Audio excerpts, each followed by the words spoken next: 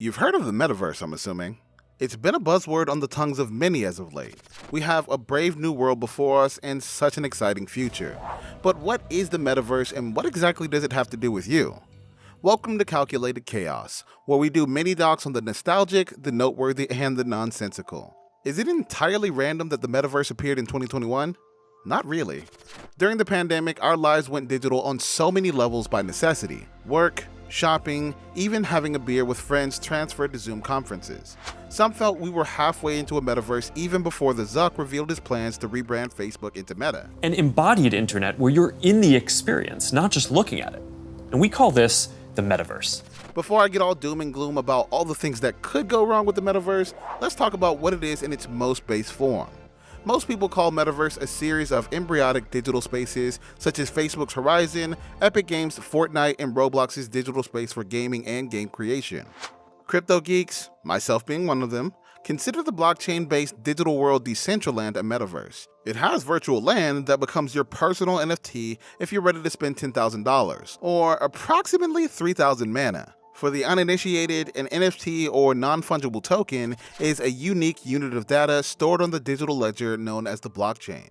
Typically speaking, they are a one-of-a-kind digital asset that can be bought and sold like any other piece of property, except they exist purely in the digital world. Anyway, our current ideas on the Metaverse are often thought to initially come from Neil Stephenson's 1992 dystopic cyberpunk novel Snow Crash. Others see a more recent inspiration in Steven Spielberg's 2018 movie Ready Player One, adapted from Ernest Cline's novel of the same name. However, the Metaverse is not actually sci-fi. It's not even that new. Online communities have existed since the mid-1980s and grew in the 1990s with chat rooms, AOL Instant Messenger, and the first social media sites. World of Warcraft, for example, became a constant social scene for millions in the early 2000s. Their communities continue to sprout up within and around games. Whether in virtual reality, augmented reality, or simply on a screen, the Metaverse aims to allow an advanced experience and synergy of our digital and physical lives in wealth, socialization, productivity, shopping, and entertainment. Think about the Uber app telling you how far away the car is via location data, or how Netflix analyzes what you've watched before making suggestions. How about the LiDAR scanner on newer iPhones that can make a 3D scan of your surroundings?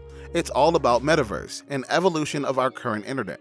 If you want a better visual of not only what the Metaverse is, but what it could be, the first step is to stop thinking of it as an arcade game. It's bigger than the game, bigger than the arcade. If you want something to compare the Metaverse to, think of it as an entire mall. You'll find a bank, you can look at products to get your shopping done, maybe watch a movie, or even rent out a space to advertise your own goods and services. And yes, you can play games too.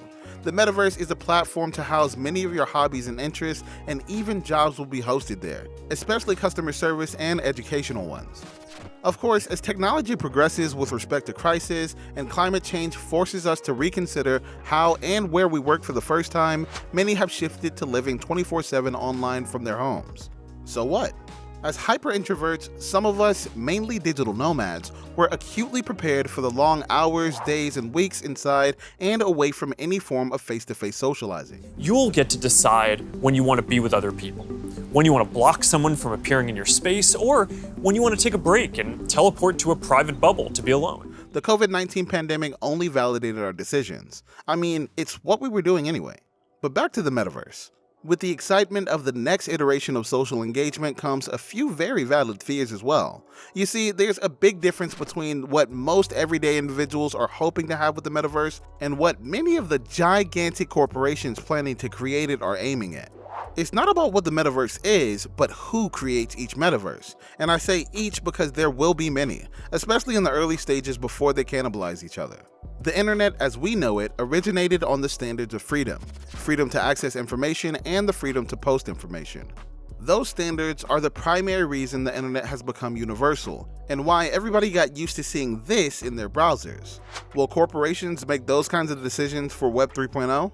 As Matthew Ball, author of The Metaverse and How It Will Revolutionize Everything, says, it's important to recognize that there are 5 fundamental problems we haven't yet solved in the mobile internet: data rights, data security, radicalization, misinformation, and platform power. If the fundamental premise of the metaverse is that we'll spend more of our time, labor, leisure, wealth, existence inside virtual worlds, then by definition, every one of those 5 problems is exacerbated. The amount of data captured and the importance of that data goes up, or the risk of data loss is intensified. We all understand that big corporations aim to make as much money as possible. It also doesn't take a science fiction writer to see what a metaverse controlled by those companies would look like. No more gathering in the kitchen for a quick chat, your authorized 15-minute break isn't for another hour, and no one is off at the same time.